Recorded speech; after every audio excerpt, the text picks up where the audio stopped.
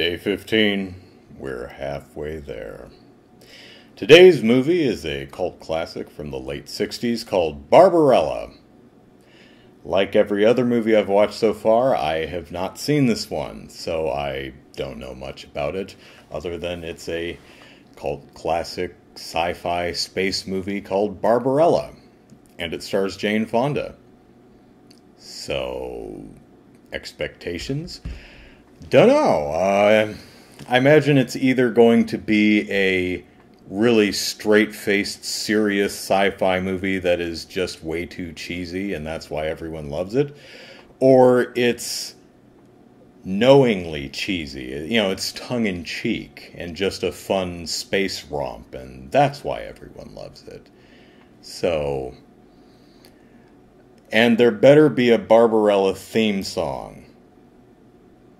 That's what I want most, is a rockin' Barbarella theme song. So, Barbarella. Here we go. That was a tough sit.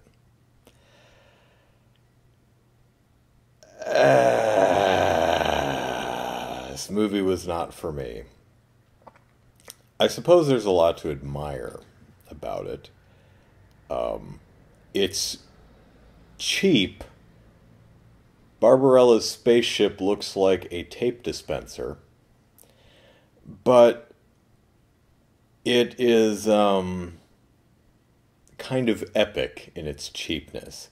It has a lot of costumes, it has a lot of locations, it has a lot of sets, it has a lot of really complicated stuff going on that all looks terrible. But, hey, kudos for going for it. The movie is definitely supposed to be cheesy and funny. It doesn't really succeed. Unless you're really high, I would imagine. And I wasn't high, so the movie was kind of boring. But Barbarella does have a theme song in the front. Unfortunately, it's not big and bombastic. It's kind of got the cadence of an Irish Spring soap commercial jingle. Barbarella, she's a cool person who does stuff.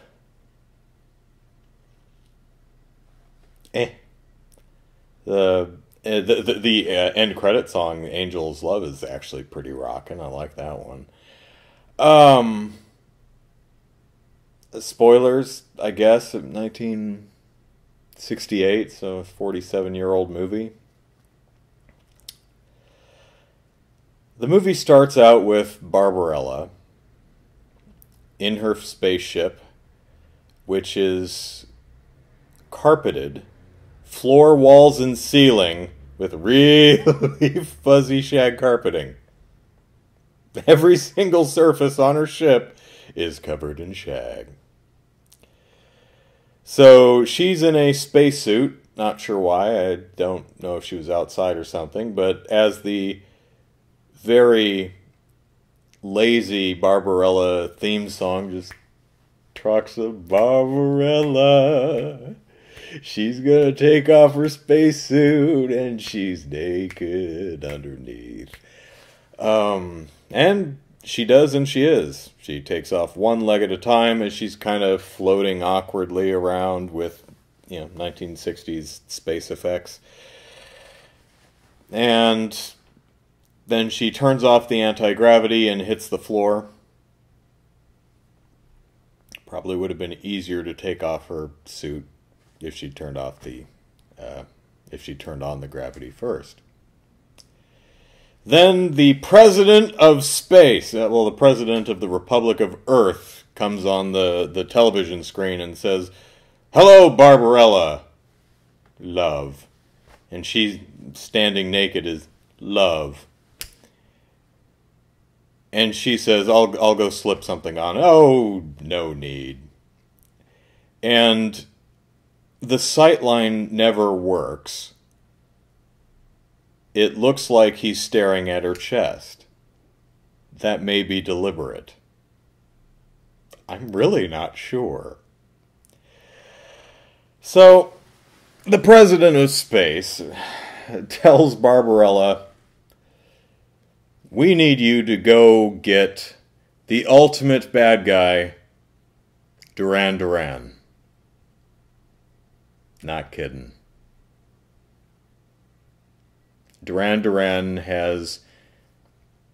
See, this takes place in a... This movie is kind of like Demolition Man. I think a 1994 Stallone film. Where he gets it takes place in the future of 1996 or something like that. And he gets frozen and he ends up in, 2020 something or other. And Earth is all peaceful now. And no one curses, there's no crime. No one even has sex anymore. They sit 8 feet apart from each other and think at each other real hard. It's pretty much that. There's no war, there's no weapons, and sex between two people is you both pop a pill and then kind of hold a high five for a few minutes.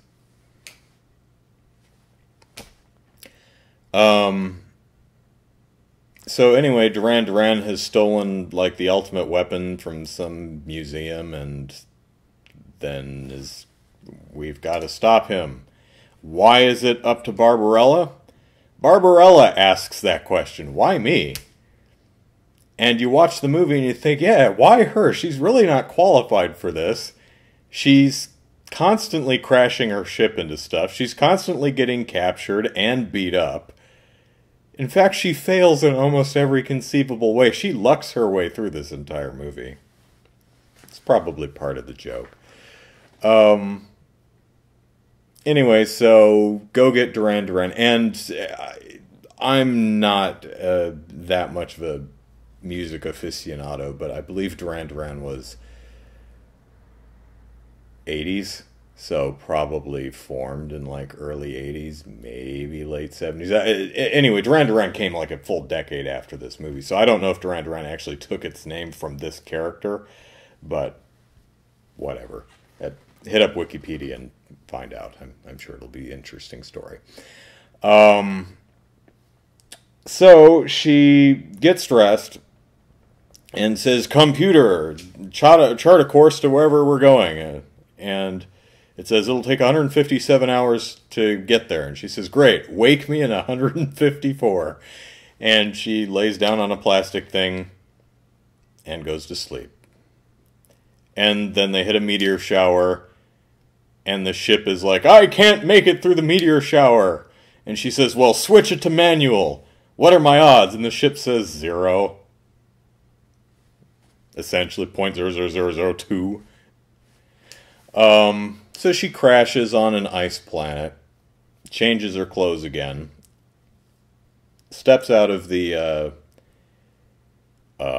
ship, and there are 2 little kids there. And she's, "Oh, little kids, you're so cute." And the little kid grabs a chunk of kryptonite, some red rock, packs it in a snowball, and throws it at her face. And she gets hit in the head with this kryptonite snowball and looks really upset. Like, you threw a rock at my head? That's mean. And then falls over. I'm not sure why they bothered disguising the rock in a... You'd think they just grabbed the rock and hit her over the head. And I'm not sure why they did that in the first place, because they capture her by putting skis on her. And then a manta ray pulls her on skis across a frozen lake into a hollowed out spaceship or cave or room with a bunch of other children who tie her to 3 vertical pipes. And then she's assaulted by a bunch of wind-up doll toys with sharp teeth that go and nibble at her and tear her outfit. And there are blue bunnies.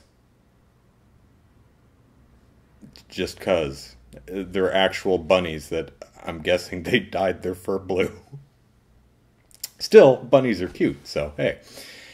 And then another guy comes in and he captures the kids in a net and saves Barbarella from the demonic toys, which is actually a better movie than this. And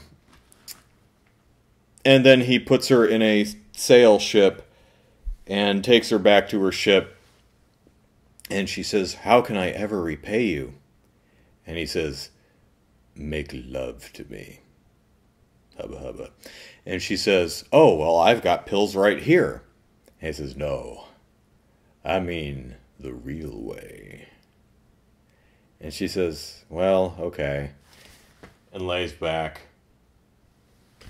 He's like, "Would you mind disrobing, please?" And she says, "Oh, yeah, that'd probably be convenient."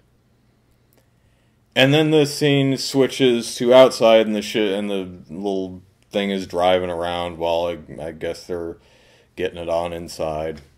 And then it cuts inside, and she's laying under a blanket going, you've seen Cinderella, right? You know, she's brushing her hair.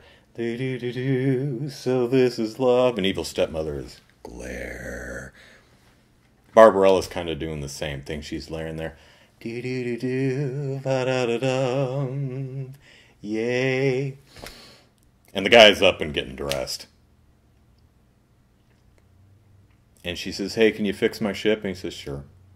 So he fixes her ship. And she says, "Bye. I have to go on my quest." And the ship takes off, and she immediately crashes it back down into the ground. But she turns on the drill, so it drills through the surface of the... I guess we're on the right planet.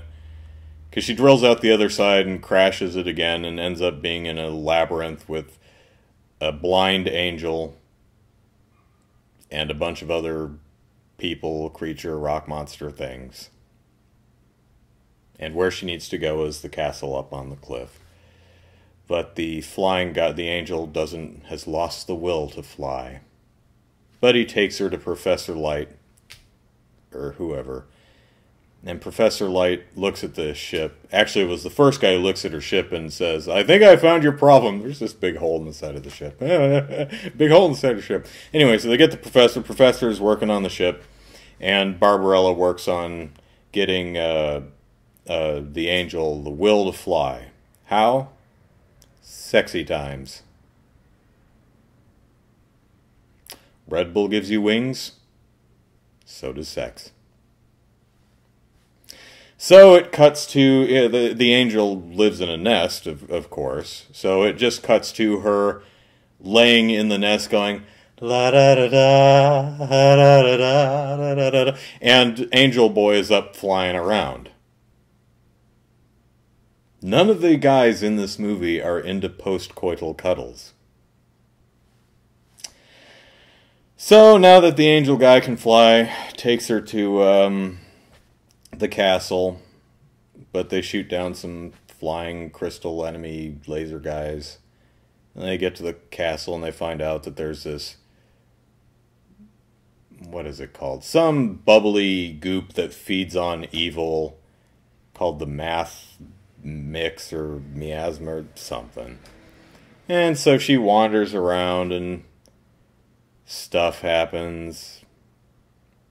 And she meets the queen of wherever, who's actually pretty funny because she has a really, really odd delivery. This kind of reminds me, my sister remembers her dreams. My sister remembers every single detail of her dreams. And she really likes telling you about her dreams. She leaves no detail out. She tells it in sequential order. It takes her 30 to 40 minutes to tell you her entire dream from the night before. Barbarella is kind of like that. It's just this weird thing that makes no sense and goes on and on and on.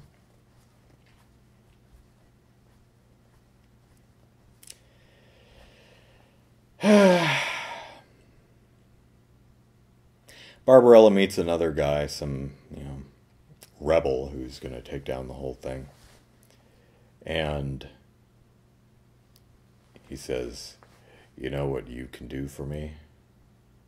And she says, oh, yeah, I know. Starts unbuttoning. He says, no. I want to do it the real way. I've got the pills here somewhere. And so they do the whole, let's pop a pill and hold a high five for a few minutes.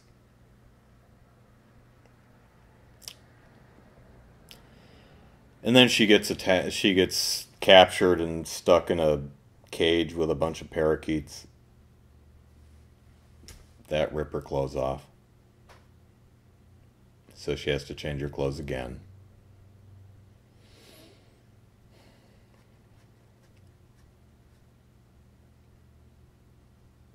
And then she finds Duran, who puts her in a machine that's going to make her orgasm to death.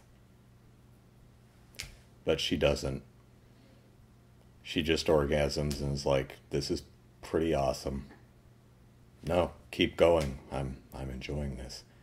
And Duran is like, you sick, dirty little girl. Hey, you broke my orgasm death machine. You jerk. It was mean. And she says, oh, well, can I have some more clothes? So she gets another outfit. And then she goes and hangs out with the queen and gets kidnapped, and everyone else finishes the movie and beats the bad guy pretty much.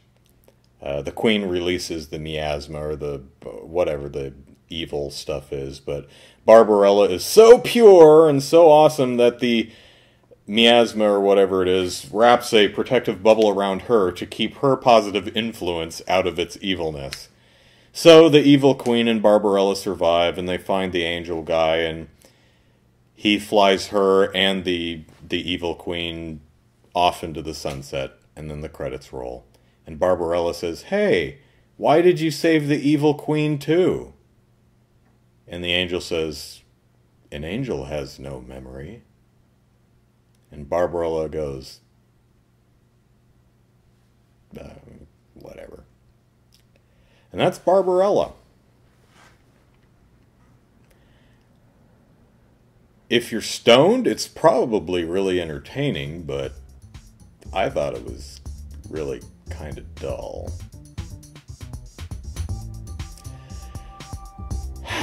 Oh well. Better luck tomorrow. See you then.